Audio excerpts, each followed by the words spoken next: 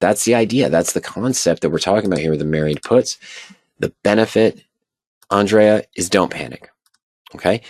Those big moves, you've got time. Rather than trying to time the stock, this is an important thing that's not considered one of the 3 core principles I mentioned for the married puts, and is not one of, discussed in the blueprint as far as the SIGA model that you have and everything along those lines. One of Kurt Frankenberg originally wrote the blueprint because he lost a lot of his money trading covered calls and spread trades following a guru in the late 90s, early 2000s. The guru eventually went to jail for misleading people on investments in those strategies. And Kurt was doing well, and then the guys there, his support base, like I'm kind of your support base, but his support base for that guru said, "Oh, you're doing so good, you should be selling on margin." And he did, on a biotech, and essentially wiped out everything he had set aside to trade to make that work for him, because it collapsed 65-70% as the biotechs happen when they fail a phase 2 or phase 3 drug trial. And a covered call. So he had the margin call, got that, went through some other things in his life, realized, hey, the money didn't just disappear. Someone made a profit on that. And he started to flip the idea of a covered call to look at the married put. Instead of trying to make 2 or 3% if the stock moves up and leaving my risk to the downside open, what if I flip that and only risk 3 or 4% and leave the upside open? Oh, and then you can still do income methods against it. You can still do things against it like that. But one of Kurt's popular sayings, don't time trades. Trade time. And that's in the core principles that we discussed. Not just the at-the-money bell curve, but the time decay curve is really the important one. When I'm selling, I want to be selling shorter term. I want to have the time value decay work in my favor. When I'm buying, I want to be buying farther out in time to have a lower time decay and a lower cost per day with those further out options. We do the same thing with our long call searches, just buying puts, speculating on stock declines or market declines. We're looking at least, 75, 80, 90, 110 days out in time. So that if the move doesn't happen in the first 10 or 15 days that we planned, we still retained most of the time value we paid into that option. And we can still use that to manipulate, just like we have 4 ways to manipulate the put option discussed in the blueprint. So you can check it out here on the store. It is $349. It is all electronic. You get instant access. Goes through the structure, the core principles I mentioned, the introduction, core principles, the structure, why we're using that structure, the benefits of the structure, the income methods, the SIGA model for each income method, when to use each income method, why you wouldn't use each income method, depending on your expectations and your goals. Exiting the RPM. There's a full chapter in there, Andrea, is exiting the RPM, what to do if X, Y, or Z happens. Full appendix on following married put trades from start to the end as an example of thought process of how to use the different income methods in a given structure.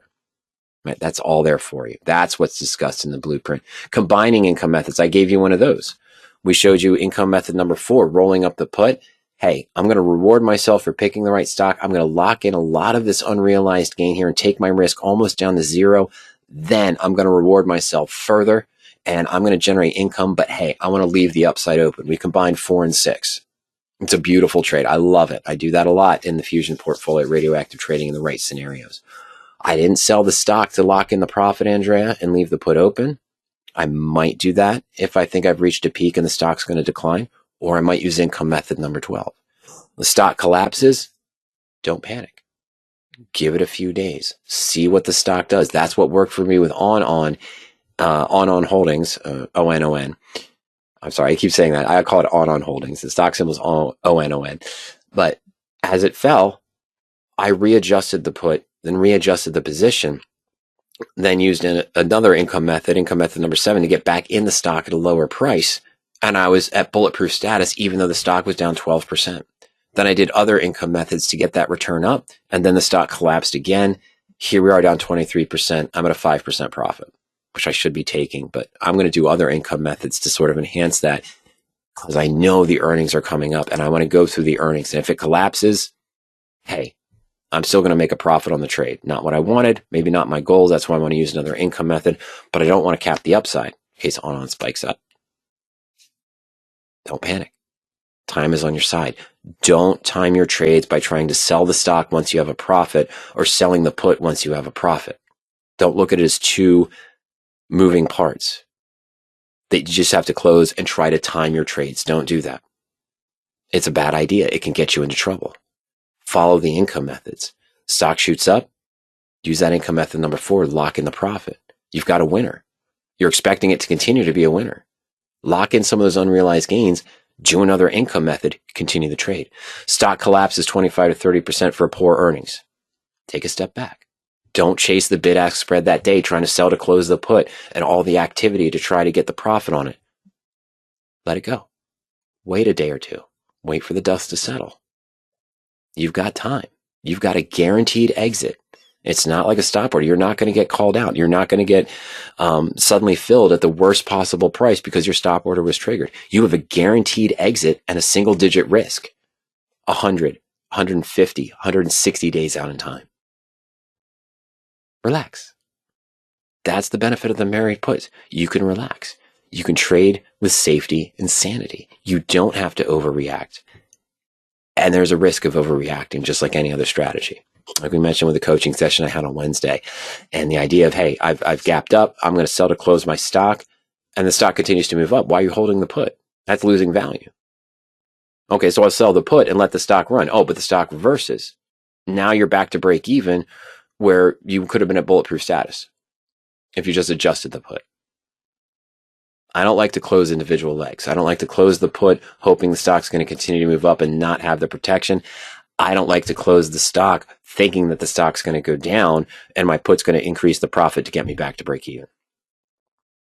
I use the put to lock in the profit. I use the income methods to lock in the profit. And when there's a sudden decline, don't panic. Patience, time is on your side. Wait a day or two, dust settles. You can make adjustments later on when you have a more informed and a better looking picture of your expectations in the Siegel model moving forward.